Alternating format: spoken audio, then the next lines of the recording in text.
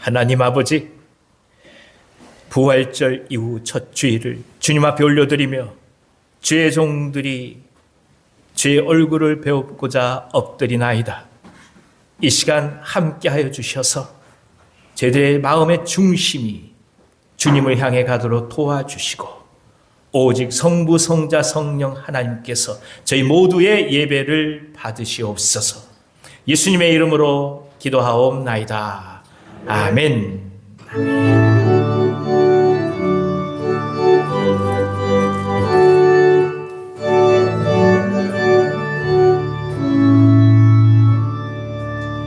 찬송으로 보답할 수 없는 큰 사랑, 주님께 영광 할렐루야. 형제 자매 모두 함께 모여 찬송해. 주님께 영광 할렐루야. 하나님의 자녀여 크게 찬송 부르며 밝고 거룩한 길로 기쁨으로 나아가 주의 보좌 앞으로 속히 들어가겠네. 주님께 영광 할렐루야.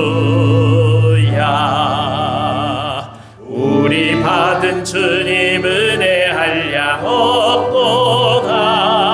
주님께 영광 할렐루야.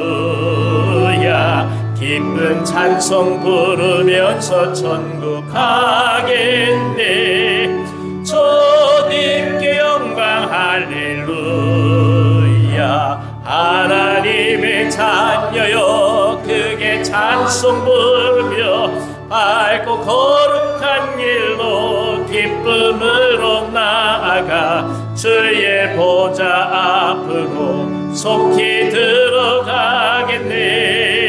주님께 영광 할렐루야. 잠시 후에 우리 모두 주를 보겠네.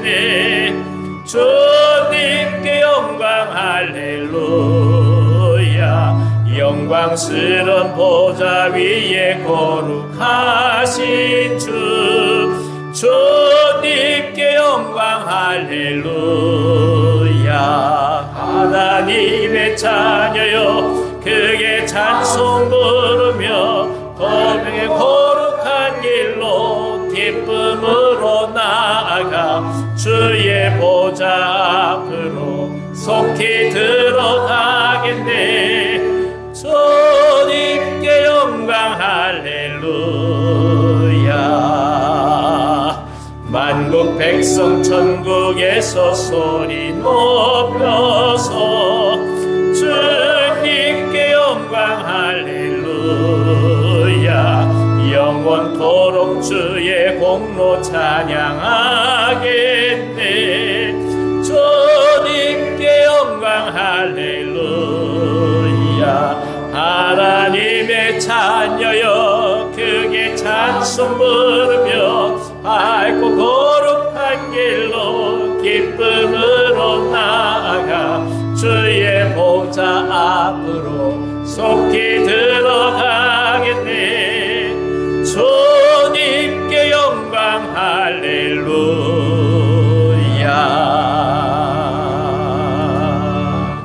아멘. 나는 전능하신 아버지 하나님 천지의 창조주를 믿습니다.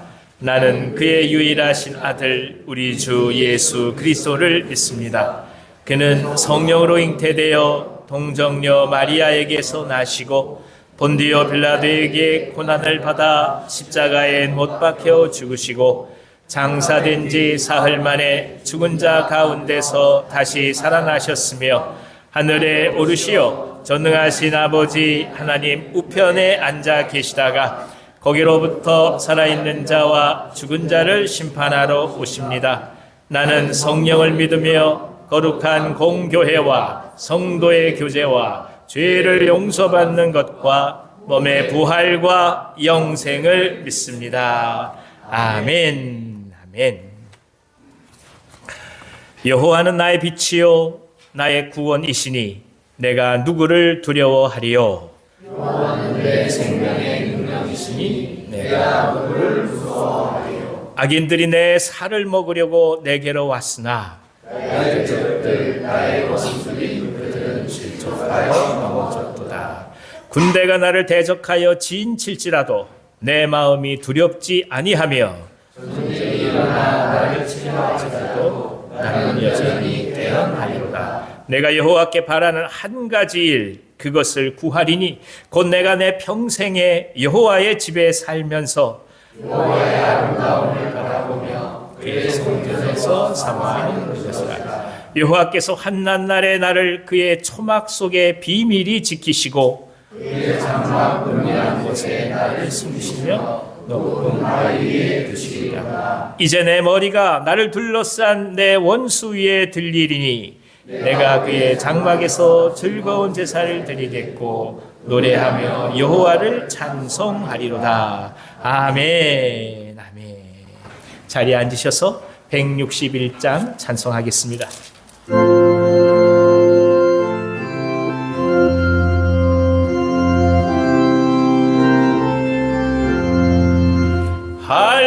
할렐루야 우리 예수 부활 승천하셨네. 세상 사람 찬양하니 천사와 다 파도다. 구주 예수 부활하사 사망 본세 이겼네. 구주 예수 부활하사 사망 본세 이겼네. 할렐루야 우리 예수 왕의 왕이 되시고 우리들의 중보 되심 성령 증거하시네. 구주 예수 부활하사 처음 열매 되셨네. 구주 예수 부활하사 처음 열매 되셨네. 할렐루야 우리 예수 흠과 티가 없도다. 무덤 속에 있는 죄인 주가 일으키시네. 구주 예수 부활하사 영광 주로 오시네.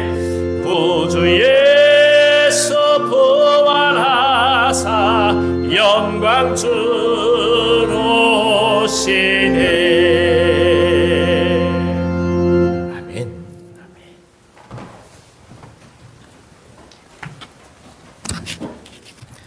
다 같이 기도드리겠습니다. 사랑과 은혜가 많으신 주님, 믿음의 형제들에게 오늘도 거룩한 안식일을 허락하시어 주의 전으로 인도하시고 말씀과 기도, 찬양과 헌신을 통하여 은혜가 충만한 시간 되게 하여 주시니 영광과 감사를 돌리옵나이다. 주의 고난과 부활을 굳건히 믿고 주의 가르침을 실천하는 참된 그리스도인으로 살아가게 하여 주옵소서. 주께서 우리에게 당부하신 말씀 따라 땅끝까지 이르러 주의 증인이 되며 내 이웃을 내 몸같이 사랑하는 참된 그리스도인으로 살아갈 수 있게 하여 주옵소서. 온유한교회 성도들에게 말씀과 기도 생활에 늘 깨어있게 하시고 주께로부터 오는 축복을 우리 이웃과 형제들에게 나눠주는 그런 그리스도인의 삶이 될 수 있도록 하여 주옵소서. 사랑의 주님, 지금 세계는 국가 간의 전쟁으로 많은 국민들이 죽음과 고통에 시달리고 있습니다. 국가 간의 패권, 이념, 종교 간에 서로 물고 헐뜯는 그런 마음을 제하시고 그리스도의 헌신과 사랑이 지구상의 모든 민족에게 충만하게 하여 주셔서 살생의 전쟁이 하루속히 그치게 하여 주옵소서. 주님, 오늘도 단위에 세우신 이종숙 목사님을 통하여 생명의 말씀을 듣게 하시니 감사합니다. 지혜의 말씀을 통하여 이 말씀을 하나님의 눈으로 바라볼 수 있게 우리의 영안을 밝혀주시고 우리의 삶이 좌로나 우로나 치우침 없이 오로지 하나님을 향해 바라볼 수 있게 하여 주옵소서. 할렐루야 찬양대의 찬양을 받아 주옵소서. 저들의 믿음과 헌신으로 드리는 찬양이 듣는 성도들에겐 은혜와 축복의 통로가 되게 하여 주옵소서.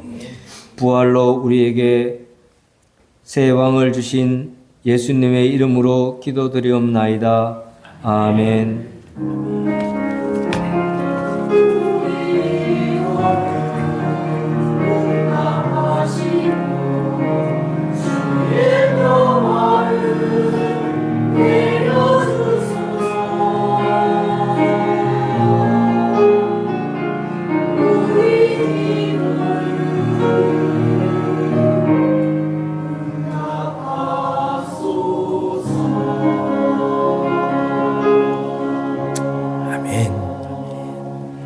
우리 서로 좌우를 바라보면서 축복하도록 하겠습니다. 당신은 하나님의 언약 안에 있는 축복의 통로. 반갑습니다. 당신은 하나님의 언약 안에 있는 축복의 통로. 당신을 통하여서 열방이 주께 돌아오게 되리. 이제 앞뒤를 바라보시면서 한번 축복해 볼까요? 당신은 하나님의 언약 안에 있는 축복의 통로. 당신을 통하여서 열방이 주께 예배하게 되리. 할렐루야. 하나님께 감사의 박수 드리겠습니다. 좌우에 계신 분들 향해 다시 한번 인사 나누겠습니다. 예수께서 부활하셨습니다. 부활의 기쁨이 함께 하시길 기도합니다. 함께 하시길 기도합니다. 아멘. 사실 주일이라고 하는 것은 주님의 부활을 기억하는 날이죠. 그러니까 우리가 매 주일 모이면서 부활의 주님을 바라보며 또 부활의 기쁨을 나눈다고 볼 수가 있습니다. 하나님께서 귀한 은혜 주셔서 또 새로운 또 부활의 감격과 또 소망을 주셔서 다시금 감사드립니다. 지난주에 특별히 부활절 행사하시면서 많이 애써주신 모든 분들께 다시 한번 감사드립니다. 특별히 우리 성가대 칸타타느라 고생하셨는데 성가대에서 격려의 박수 부탁합니다. 찬양대 감사합니다. 알려주셔서 참 감사합니다. 고맙습니다. 예, 애써주셔서 참 고맙습니다. 그 밖에 또 애써주신 또 음식 준비해주신 또 배단위 성교회 또 갈릴리 성교회 모든 분들 한 분 한 분 다시금 감사를 드립니다. 자, 금요 기도회 계속해서 은혜 가운데 진행되고 있습니다. 여러분 시간 되시는 분들 꼭 함께 나오셔서 기도해 주시기를 바랍니다. 중계 대신방이 계속 진행되고 있습니다. 부활절 이후 4월에도 신방이 있으니까 목자님들 또 목장에 여러분들하고 같이 상의하셔서 시간을 말씀해 주시면 언제든 신방할 수 있습니다. 오늘도 마을 모임이 있습니다. 예배 이후에 그냥 가지 마시고 함께 마을 모임 하시고 또 기도하시고 축복해 주시기를 바랍니다. 찬양대 연습한 그 시간을 얘기하고 있는데 보니까 청년 요새 모임이 오늘 있다고 합니다. 함께 모여서 격려하고 축복하는 시간을 갖고자 합니다. 그리고 여러분 계속해서 기도해 주셔서 냉온풍기 설치가 지난주부터 시작되고 있습니다. 일단은 벽에 붙이는 에어컨으로 지금 방송실하고 유아실에 두 군데가 설치가 됐습니다. 내일부터 본격적으로 시스템 에어컨 공사를 합니다. 그러니까 에어컨을 앞뒤에다 놓고 그 다음에 물 흐르는 관과 또 전기선들을 이 천장으로 넣는 작업을 해요. 이를 위해서 여러분 기도해 주시기 바랍니다. 은혜 가운데 잘 진행될 수 있도록, 또 여름이 되면 저희가 화장실에 계속 비가 새서 어려움을 겪었는데 지난 월요일부터 옥상 물탱크 위에 있는 공사도 같이 시작했습니다. 잘 진행되어서 여름을 잘 날 수 있도록 그렇게 또 기도해 주시기를 바랍니다. 자, 오늘 저에게 주시는 하나님 말씀은 신약성경 마가복음 9장 30절에서 37절까지 말씀입니다. 마가복음 9장 30절에서 37절까지 말씀입니다. 제가 가지고 있는 성경으로는 신약성경 68면에 있습니다. 마가복음 9장 30절에서 37절까지의 말씀을 봉독하겠습니다. 그곳을 떠나 갈릴리 가운데로 지날새 예수께서 아무에게도 알리고자 아니하시니 이는 제자들을 가르치시며 또 인자가 사람들의 손에 넘겨져 죽임을 당하고 죽은 지 3일 만에 살아나리라는 것을 말씀하셨기 때문이더라. 그러나 제자들은 이 말씀을 깨닫지 못하고 묻기도 두려워하더라. 가버나움에 이르러 집에 계실새 제자들에게 물으시되 너희가 길에서 서로 토론한 것이 무엇이냐 하시되 그들이 잠잠하니 이는 길에서 서로 누가 크냐 하고 쟁론하였습니다. 예수께서 앉으사 12 제자를 불러서 이르시되 누구든지 첫째가 되고자 하면 뭇사람의 끝이 되며 뭇사람을 섬기는 자가 되어야 하리라 하시고 어린아이 하나를 데려다가 그들 가운데 세우시고 안으시며 제자들에게 이르시되 누구든지 내 이름으로 이런 어린아이 하나를 영접하면 곧 나를 영접함이요 누구든지 나를 영접하면 나를 영접함이 아니요 나를 보내신 이를 영접함이니라. 아멘.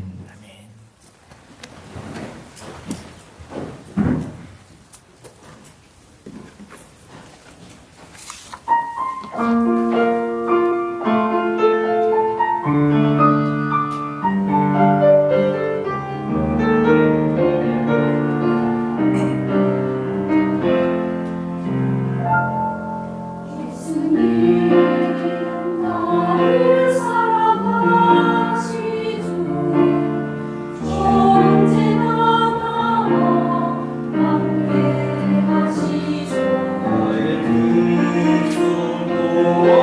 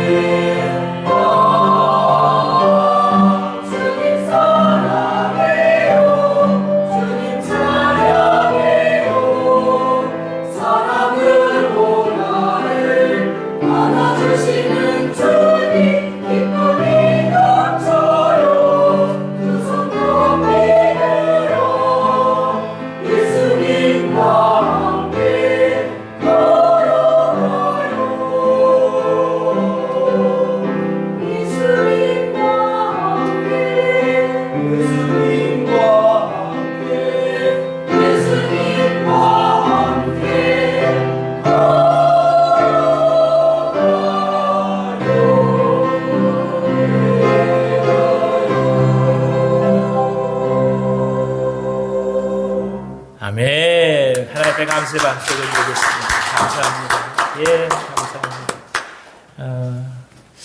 예수님과 함께 걸어가요. 이 귀한 소망의 말씀이 오늘 저희들에게 가장 큰 선물로 다가옵니다.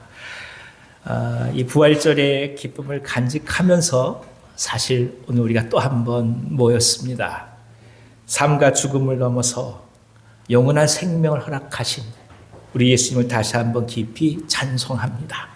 우리 주님 앞에 감사의 박수 한번 올려드려볼까요? 감사합니다. 찬송합니다. 감사합니다. 마가복음 9장에서 우리는 악의 세력에 의해 죽음의 고비를 넘나들던 어린아이가 예수님 말씀으로 온전히 치유가 되는 것을 보았습니다. 예수님은 모두에게 믿음을 다시금 가르쳐 주셨습니다. 세대의 믿음 없음을 안타까워하시고 믿음이 무엇인지를 보여주셨습니다. 그리고 그 믿음이 우리 가운데 찾아올 때 귀한 통로로서 기도의 의미를 또 한 번 명확히 해 주셨습니다. 이것은 고통스러운 현실 속에서 어떻게 믿음을 붙들고 나가야 하는지에 대한 명확한 예수님의 가르침이었습니다. 변화산상의 영광과 더불어 고통스럽게 귀신 들린 아이를 고쳐주시면서 예수님은 현실을 끌어안고 가는 그리스도인들을 또 한 번 보여주신 것입니다. 그러니까 변화산에 이곳에 초막셋을 짓고 살고 싶다는 그런 이상적인 변화산에 함께 또 한 번 겪을 수밖에 없는 것은 귀신 들린 어린 아이였던 것이죠. 이것이 그리스도인이 가야 될 길이라는 거예요. 이것을 이상히 여기지 않고 그것을 끌어안고 가시는 예수님 속에서 우리는 믿음의 사람들이 이 땅에 발을 딛고 어떻게 살아가야 되는지를 또 한번 깊이 배운 것입니다. 자, 그러면 이런 놀라운 기적이 있고 난 이후에 제자들은 어떻게 점차로 변화되어 가고 있을까요? 새로운 영적인 도전 앞에서 그들은 어떻게 예수님의 말씀에 응답하고 있습니까? 성령께서 오늘 이 귀한 말씀으로 저희에게 은혜 주시기를 원합니다. 다 같이 30절부터 32절 말씀을 읽어주십시오. 그곳을 떠나 갈릴리 가운데로 지날새 예수께서 아무에게도 알리고자 아니하시니 이는 제자들을 가르치시며 또 인자가 사람들의 손에 넘겨져 죽임을 당하고 죽은 지 3일 만에 살아나리라는 것을 말씀하셨기 때문이더라. 그러나 제자들은 이 말씀을 깨닫지 못하고 묻기도 두려워하더라. 굉장히 감동적이고 충격적인 치유의 기적이 일어난 다음에 예수님은 아무에게도 이 일을 말하지 말라 이렇게 말씀하십니다. 이것은 두 가지로 이해할 수 있어요. 하나는 이 기적적 사건이 갈릴리에 전해질 때 예루살렘으로 가야 하는 십자가의 길이 중도에 지체될 수 있었기 때문이라는 것입니다. 누구보다도 갈릴리의 상황을 잘 알고 계신 분이 예수님입니다. 그럼에도 불구하고 예수님은 자신이 해야 할 사역에 집중하고 계십니다. 또 하나는 오늘 본문의 말씀처럼 제자들을 가르치시기 위함이었습니다. 현실적으로 회복과 치유를 원하고 병 고침을 원하는 자들이 찾아올 수 있음에도 불구하고 예수님은 이들을 피하시고 제자들을 가르치시기 위해서 갈릴리를 조용히 지나가고자 하셨다는 것입니다. 우리는 여기서 중요한 것이 무엇인지를 선택하고 결단하는 예수님을 보게 됩니다. 지금 당장 급한 것은 갈릴리의 환우들이죠. 병자들이죠. 예수님의 손길을 필요로 하는 사람들이 지금 당장 급한 것입니다. 예수님의 실제적 도움이 필요한 사람들입니다. 근데 그럼에도 불구하고 예수님의 사역이 이어져 나가기 위해서는 제자들이 이 사역을 깊이 이해해야 하는 것이 급선무였다는 것입니다. 아파 죽어가는 사람들이 있어요. 그런데 예수께서 앞으로 십자가를 지고 세상을 구원할 길을 걸어가셔야 된다는 사실을 제자들이 아는 것이 더욱더 중요했다는 거예요. 급한 것과 중요한 것이 다가오고 있어요. 근데 예수께서는 제자들을 키우시는 것에 지금 집중하시는 거예요.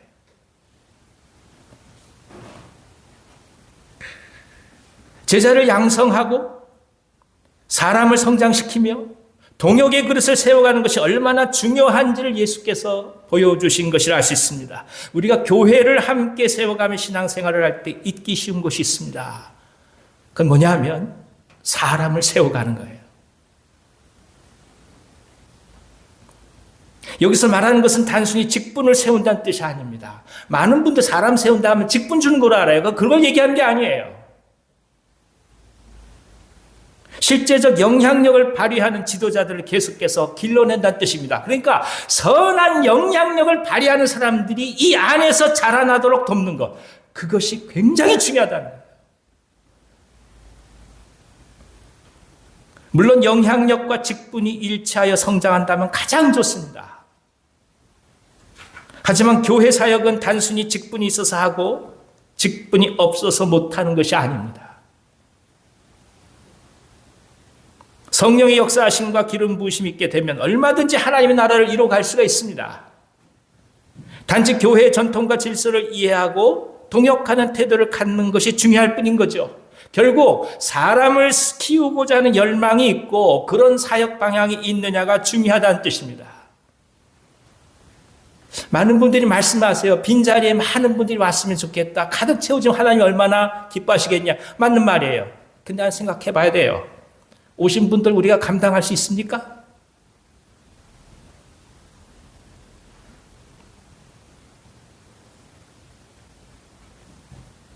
우리 안에 사람이 세워져 가는 일들이 있게 될 때, 그때 누군가를 섬길 수 있는 힘이 있게 되는 거예요.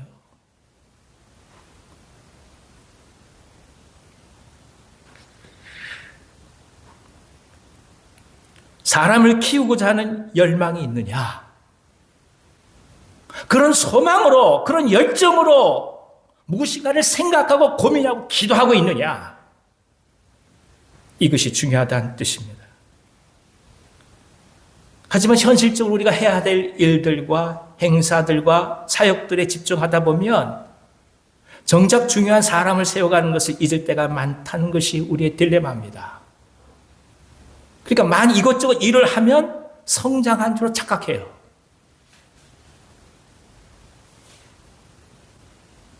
예를 들어 우리가 행사를 하면서도 막상 우리 교우들이 성장할 양육 시스템을 우리가 잊어버리고 있는 것은 아닌지 깊이 생각할 수밖에 없다는 뜻입니다. 그러니까 교회 지도자로 성장해가는 양육 프로그램이 있는가?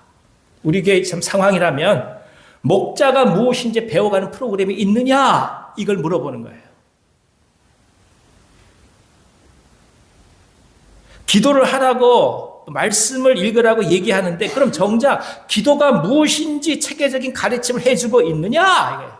말씀을 읽어가기 위하여 성경에 접근할 수 있는 실제적인 안내 프로그램과 성경 공부가 있느냐?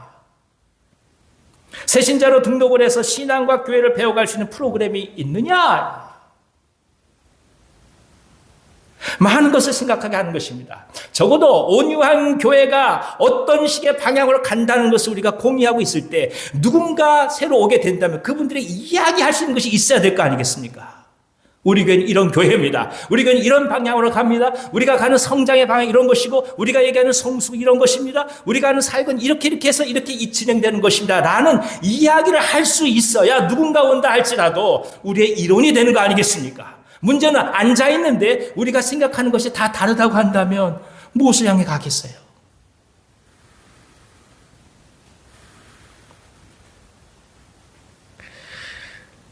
제자들을 향한 교육, 양육이 없이는 예수님의 십자가의 구원의 길은 확장되지 못하는 것입니다. 사람이 죽어가요. 귀신이 들렸어요. 안진뱅이에요. 어떻게 해주세요. 그래요. 그게 중요해요. 지금 정말 중요해요. 근데 더 중요한 건 뭐냐? 제자들이 예수께서 십자가로 가는 그 길을 아느냐 모르냐 이게 중요한 거예요.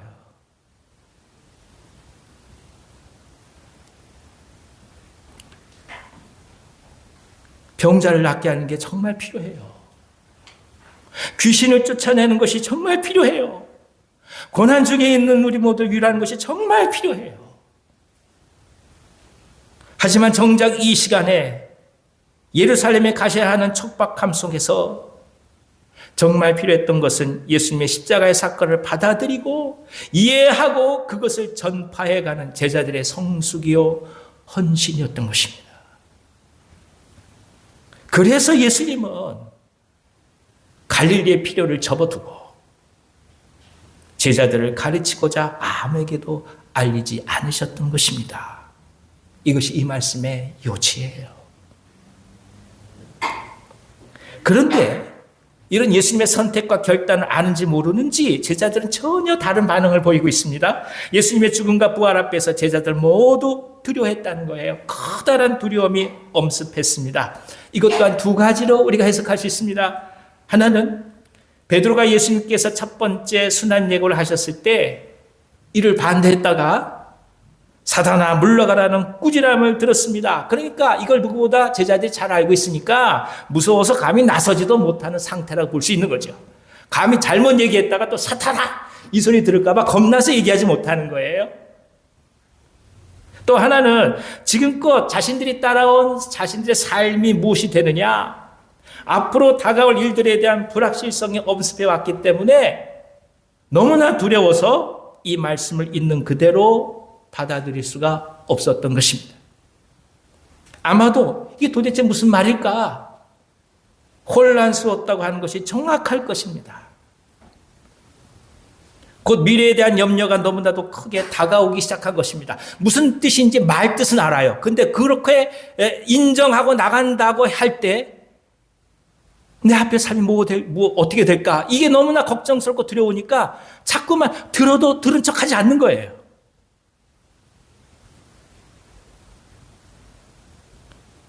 지금껏 예수님만 붙들고 살아왔는데 예수님이 십자가에서 죽게 되면 도대체 어떻게 될지 이로 인해 겪게 될 자신들의 삶의 불확실성 때문에 믿음의 기초부터 흔들리기 시작했다는 뜻입니다.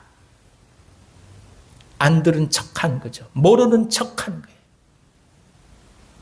그렇습니다. 복음을 듣고 그리스도의 제자로 살아가는 것은 때로 이 제자들처럼 삶의 현장에서 심리적으로나 경제적으로 헌신과 결단에 놓일 때를 경험하게 됩니다.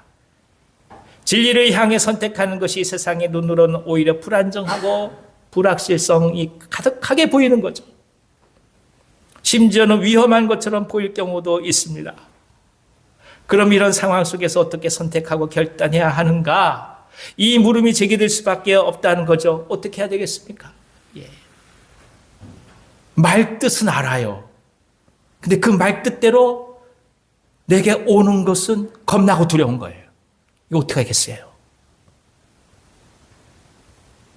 먼저 우리가 바라봐야 할 것은 지금 예수님이 무엇을 말씀하시는가, 그리고 오늘 내게 어떤 성령의 감동과 가르침이 있는가, 여기에 충실해야 한다는 것입니다. 단지 그 일이 내 삶에 있어서 안정적인가 그렇지 않은가가 판단의 근거가 되어서는 안 된다는 거죠. 말씀이 근거가 되어야지 훗날 후회하지 않는 방향을 정할 수 있다는 뜻입니다. 그러니까 생각을 많이 한들 그게 하나님의 뜻과 일치하는 보장이 없는 거예요. 여러분 한번 우리 삶을 이렇게 돌이켜 보십시오. 우리가 신앙생활 한 거 보십시오. 생각을 많이 해서 올바른 방향을 결정한 적이 있었던가요?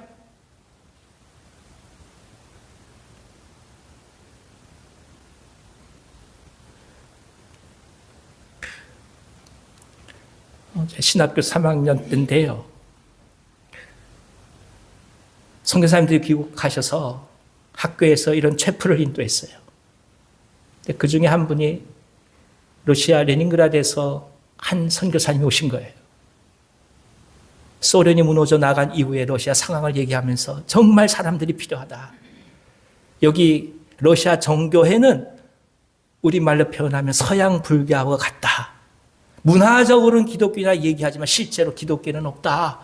정말 사람이 필요하다. 막 말씀을 하시는 거예요. 그 설교를 들으면서 이게 무슨 말일까? 궁금해가지고 예배 체프를 끝난 다음에 그 선교사님을 만나러 찾아갔어요. 근데 그 자리에 우리 선교학 담당 선생님이 계신 거예요. 첫 마디가 이 전도사 잘 왔네. 당신이 가면 되겠네.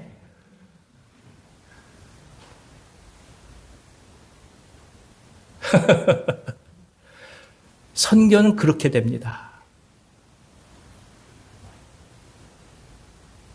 수십 년 생각한다고 선교할 수 있을까요? 수십 년 생각하고 교회 세울 수 있을까요? 아니에요. 하나님의 역사는 어느 순간 우리 가운데 톡 하고 와서 서 있는 거예요. 하나님의 말씀은 어느 순간 내 앞에 톡 하고 던져지는 거예요. 그때 내가 어떤 결단을 어떻게 선택을 하느냐. 이것이 중요한 것이지, 아무리 한 시간 고심하고 생각한다고 한들 하나님의 뜻을 찾아가시는 게 아니에요. 그래서 기도가 필요한 거예요.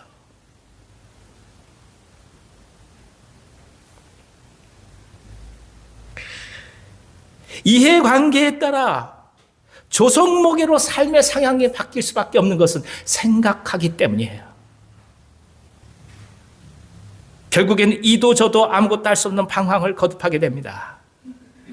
그래서 그리스도에 있는 주님께서 무엇이라 말씀하신지에 대한 물음과 응답을 받고자 하는 영성이 중요할 수밖에 없습니다. 준비됐느냐, 준비되지 않느냐, 그건 주님께서 판단하실 일이에요.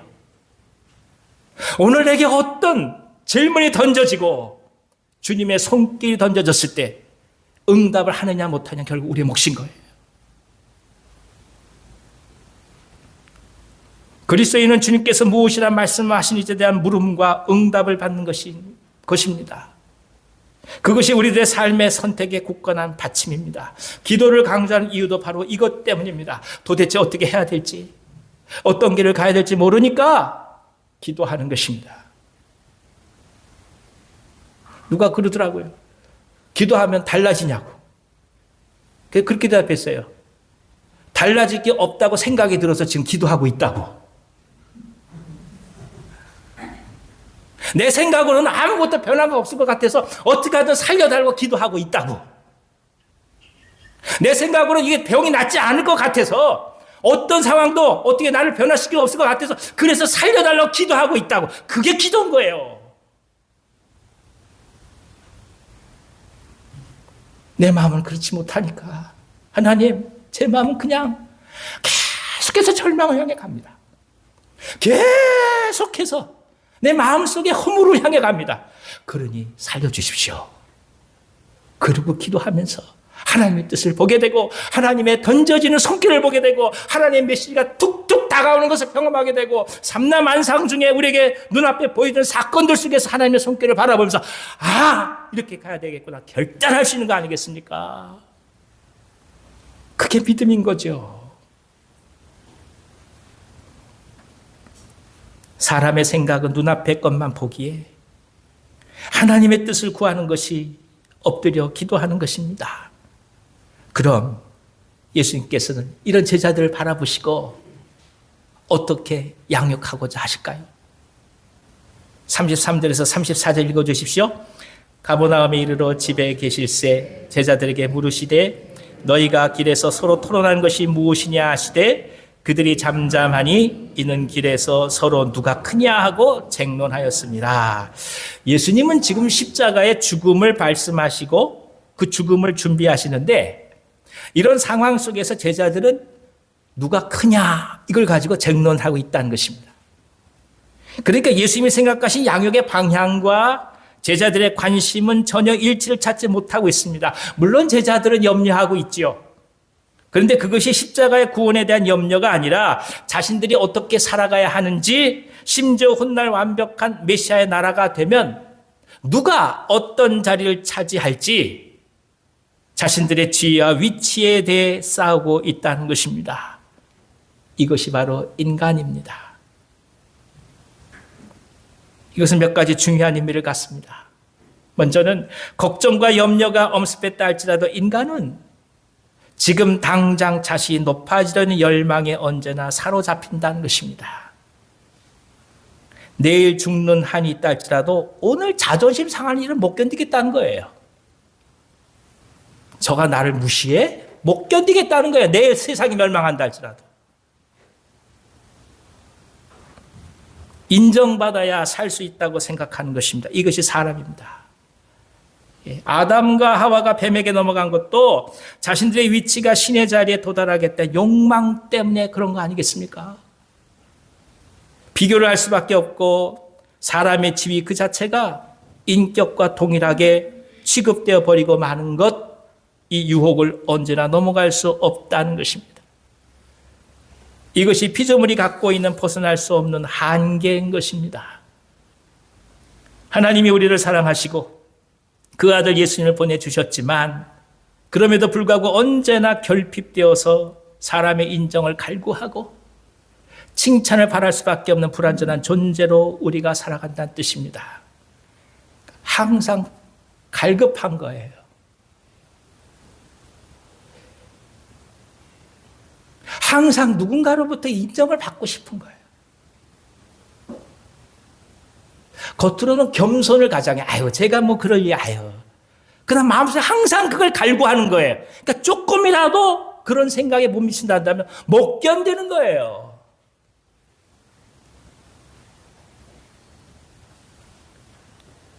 이게 인간이 갖고 있는 본성이라는 거죠. 그래서 예수님을 발견하고 구원의 은혜를 경험한다고 하는 것은 이 내적인 인정받음에 대한 갈망들을 하나둘씩 극복해 가는 것이기도 합니다. 옆에 사람이 인정하든 말든 그게 중요한 게 아니라는 거예요. 내 안에 하나님의 은혜가 있어서 하나님이 나를 하나님의 자녀로 삼으신다는 그 놀라운 기쁨과 생명이 내 안에 있게 되면 다른 사람들의 그게 중요한 게 아니에요, 평가가. 근데 우리는 그렇게 살아간다고요.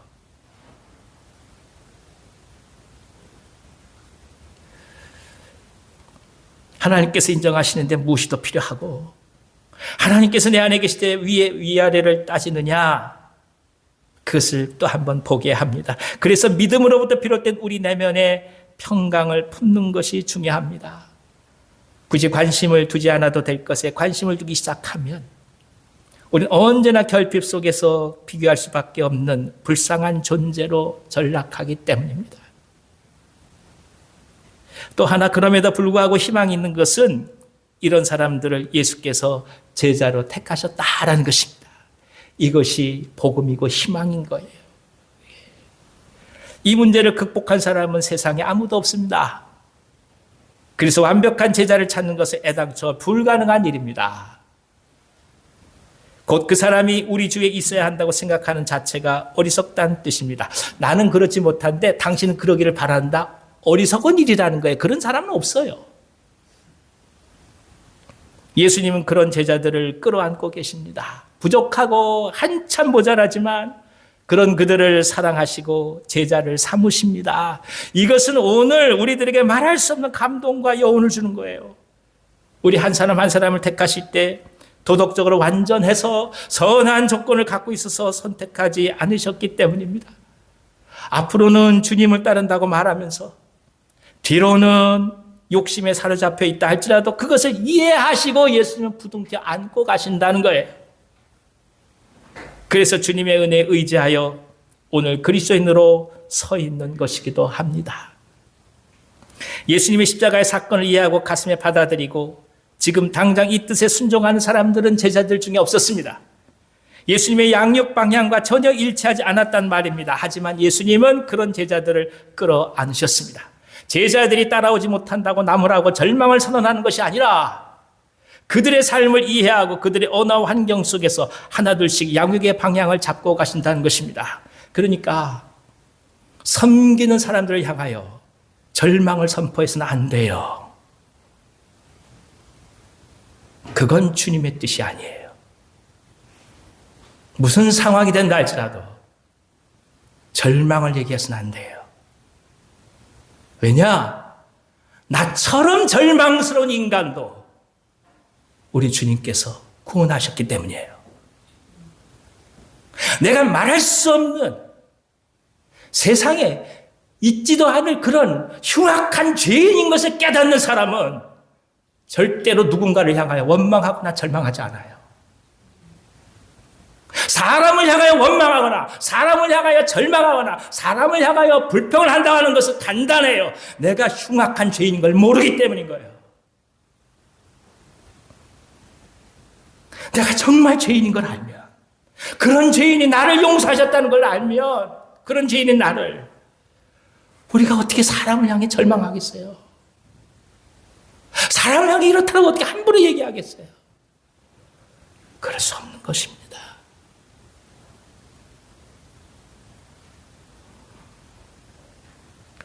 이것은 뭘 말하는 걸까요? 하나님의 주권적 사랑을 얘기하는 겁니다.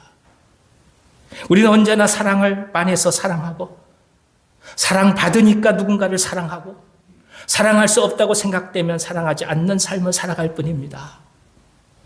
하지만 그럼에도 언제나 사랑할 능력이 있다고는 우리 스스로는 생각해요. 하지만 사랑은 본질적으로 하나님의 것입니다. 아니, 하나님의 속성입니다. 그래서 하나님 우리를 주권적으로 사랑하시는 것입니다. 우리 입장에서 보면 거부할래야 거부할 수 없는 사랑의 고백 앞에 오늘 엎드리고 무릎을 꿇는 것입니다. 이것을 이해해야 우리를 공격해오는 그 수많은 자기의로부터 우리가 자유하게 됩니다. 사랑이 본질적으로 내 것이라고 생각하는 한 우리는 너무나도 많은 것이 서운하게 느껴질 것입니다. 내가 그렇게 했는데 어찌 이렇게 할 수 있을까라는 원망의 생각에 사로잡힐 수밖에 없는 것이죠. 하지만 사랑의 주권이 그분께 있다고 고백할 수 있다면 우리는 서운할 것도 아쉬울 것도 원망할 것도 없게 됩니다. 언제나 사랑받는 존재가 우리라는 사실을 알고 있기 때문입니다. 흔히들 삶의 주권이 그분께 있다고들 고백은 합니다. 하지만 정작 주권적 사랑에 대해 깊이 묵상하는 사람들은 많지 않습니다. 허물 많고 쉽게 마음이 변하고 변덕이 심하고 아침 저녁으로 흔들리는 우리를 사랑하셔서 제자 삼으시는 주님의 사랑을 기억하시기를 기원합니다. 이것을 깊이 이해하는 한 우리의 마음은 평화를 잃지 않게 될 것입니다. 죄송해요. 한 번만 따라해 주시겠습니까? 저는 변덕이 많습니다. 동의하십니까? 저는 변덕이 많은 사람입니다. 그런데 주님께서 저를 용서하셨습니다. 그런데 주님께서 저를 사랑하십니다. 아멘. 이걸 붙들고 가는 거예요. 이거 붙들고 가는 거예요. 35절에서 37절 읽어주십시오. 예수께서 앉으사 12제자를 불러서 이르시되 누구든지 첫째가 되고자 하면 무사람의 끝이 되며 무사람을 섬기는 자가 되어야 하리라 하시고 어린아이 하나를 데려다가 그들 가운데 세우시고 안으시며 제자들에게 이르시되 누구든지 내 이름으로 이런 어린아이 하나를 영접하면 곧 나를 영접함이요 누구든지 나를 영접하면 나를 영접함이 아니요 나를 보내신 이를 영접함이니라. 이 말씀에서는 뛰어남과 흔히들 우위라고 생각하는 것이 무엇인지 그 깊은 정의를 예수께서 내려주십니다. 그것은 우뚝 선 지배의 자리가 아니라 주위의 결핍을 메꿔 가는 사랑의 헌신이라는 것입니다. 두드러지는 것이 중요한 것이 아니라 패어있는 것을 메꿔 가는 사람이 위대하다는 뜻입니다. 그런 차원에서 무시할 수 있는 어린아이 한 사람을 영접하는 것이 예수님을 영접하는 것이라고 말씀하고 계십니다. 우리가 예수님을 만나고 제자로 부름을 받았을 때 성령의 충만함을 받았을 때 나타난 오순절의 역사는 결국 상처나고 패어져 나간 아픔과 갈등을 메워가는 능력을 받았다는 것을 뜻합니다. 방언의 은사가 온 이유는 한 가지예요. 누군가를 중보하기 위해서요. 예언 또한 누군가가 하나님의 길에서 벗어나지 않도록 권면하기 위하여 주어지는 은사입니다. 그러니까 모든 성령의 은사들은 우리 자신을 위함이 아니에요.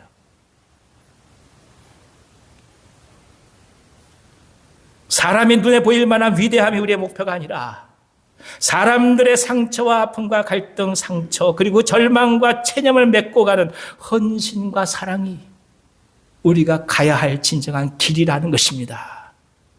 그러니까 높아지는 게 높은 게 아니라 메워가는 것이 진정 영향력이라는 걸 말씀하신 거죠. 예수님께서 어린아이를 굳이 말씀하시는 것은 앞으로 십자가를 향해 걸어가실 삶이 다른 무엇보다도 섬기는 삶임을 강조하시기 위함이었습니다.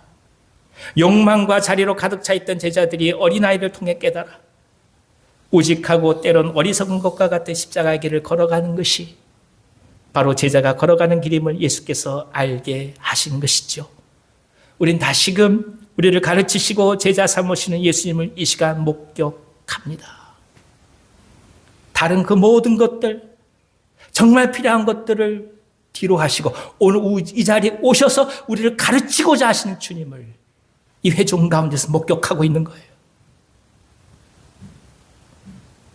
사랑하는 여러분, 자격이 있어서 제자 되는 것 아닙니다. 그럴 만한 능력이 있어서 선택된 거 아닙니다. 목사가 자격이 돼서 목사가 됩니까? 하나님이 세우시니까 목사가 되는 거잖아요. 장로가 자격이 되어서 장로가 됩니까? 하나님이 세우시니까 장로가 되는 거 아니겠어요? 집사가, 권사가, 장로가 자격이 되어서 되는 것입니까? 아니잖아요. 하나님이 세우시니까 집사요, 권사가 되는 거 아니겠습니까? 그러니까 우리가 그 사람을 바라보고 장로로서 자격이 있느니, 목사로서 자격이 있느니, 집사로서 자격이 있니, 권사로서 자격이 있느니 없니, 그걸 얘기해서는 안 된다는 거예요. 그건 누가 세우는 거냐? 하나님 세우시니까 믿음으로 기도하고 나가는 거예요. 이것이 하나님 나라예요. 하나님께 나아가는 진정한 종들은 오늘 누구를 바라본들 나보다 더 낫다고 여기는 거예요. 이게 우리 가운데 깊은 영성으로 자리 잡게 되면 이 자리에 누군가 온다 할지라도 진정한 주님을 발견하게 될 것입니다. 그것이 예수께서 제자들을 따로 모아놓고 갈 일을 지나치시면서까지 십자가를 가르치고자 하신 이유입니다. 영적 성장과 제자들의 길을 열망하면서 우리가 달려가십시다. 더욱더 깊은 제자가 되기 위하여, 더욱더 넓은 제자가 되기 위하여 오늘 힘을 내서 주의 말씀을 붙들고 가는 결단과 소망이 우리에게 가득하기를 간절히 기원합니다. 하나님은 살아계시고 지금도 역사하십니다. 기도하겠습니다. 하나님 아버지, 십자가와 섬김을 얘기하시는 주님 앞에 그저 누가 크냐로 쟁론할 수밖에 없는 제자들의 모습 속에서 또 한번 우리 자신들의 허물을 바라봅니다. 주님, 언제나 인정받고자 할 수밖에 없었던 저희들의 못난 자아를 주님 앞에 내려놓고 하늘의 은혜를 구합니다. 성령께서 역사하여 주시고 소망을 붙들어 주시고 인도해 주시옵소서. 예수님의 이름으로 기도하옵나이다. 아멘. 다 같이 찬송가 459장 하나님께 찬송하겠습니다.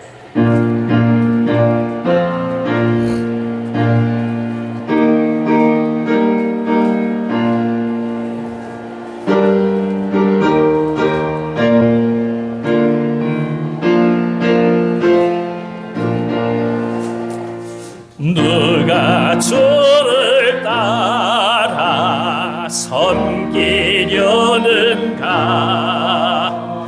누가 죄를 떠나 주만 따를까?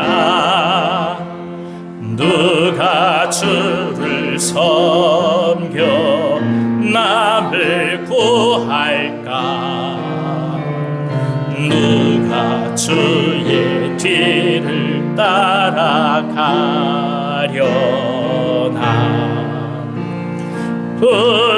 부르심을 받아 주의 은혜로 주를 따라가니 주만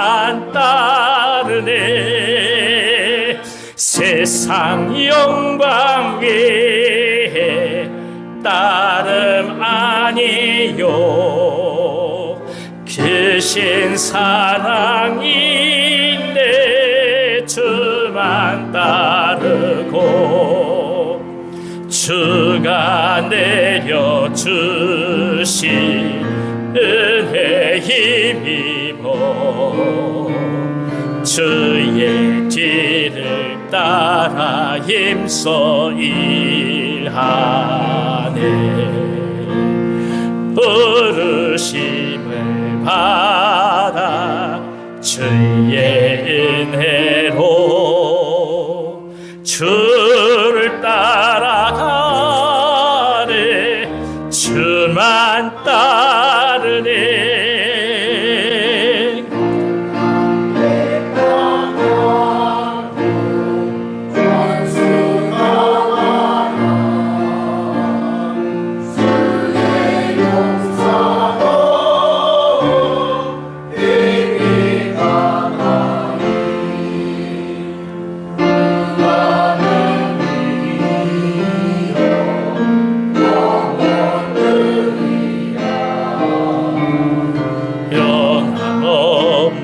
진리 승리하리라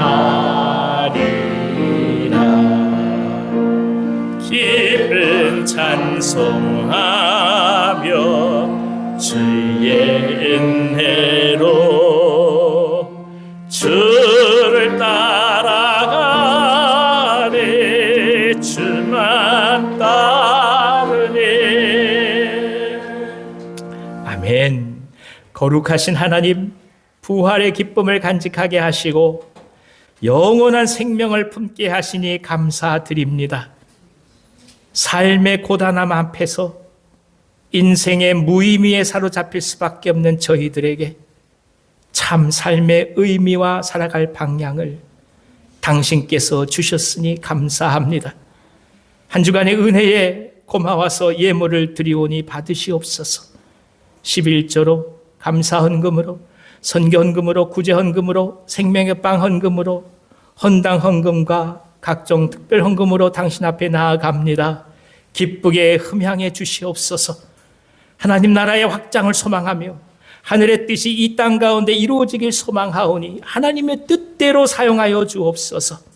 과부의 두 렙돈과 같이 주 앞에 올려드리오니 드린 손길들 축복하여 주시옵소서. 전쟁의 소용돌이 속에서 도덕적, 영적 리더십이 사라져가는 이 시대와 이 세상을 불쌍히 여겨주셔서 속히 종전이 이루어지게 하여 주시고 막혔던 경제적 어려움들이 활로를 찾을 수 있도록 인도해 주옵소서. 주님, 이 세상을 다스려 주시옵소서. 가장들의 생업에 함께 하시며 하늘의 지혜를 더하여 주셔서 슬기롭게 모든 문제들을 헤쳐나갈 수 있도록 성령께서 함께 하여 주옵소서. 선교사님들의 사역에 기름 부음 허락해 주시고 암수술과 항암치료, 고혈압과 당뇨, 성인병, 간경화, 대상포진, 탈장, 치통, 어깨수술, 척추협착, 무릎수술과 치매를 비롯해서 마음의 병을 앓고 있는 모든 종들에게 이 시간 치유의 손길을 허락하여 주시옵소서. 속히 회복되게 하여 주시고 온전해지도록 주의 손으로 안수하여 주시옵소서.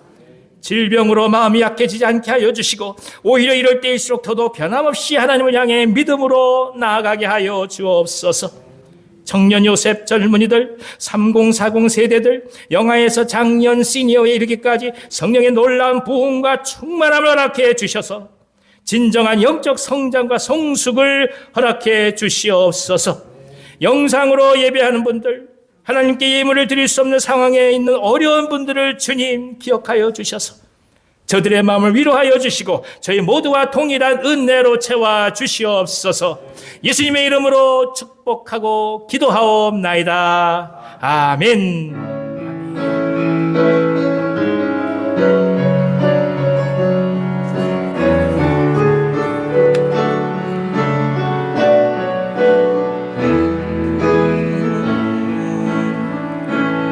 우리 보좌 앞에 모였네.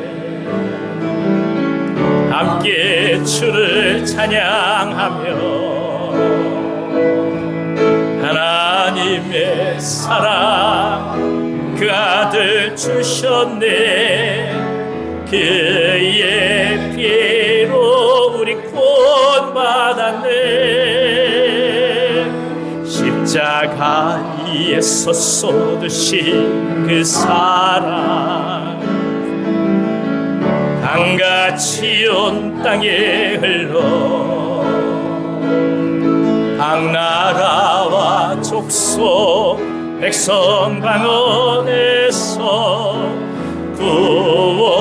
구원받고 주 경배드리네.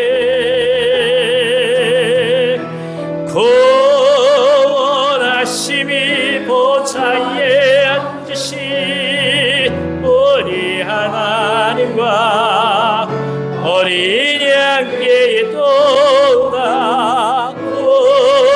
구원하심이 보좌에 앉으신 우리 하나님과 어린 양께 있도다. 아멘.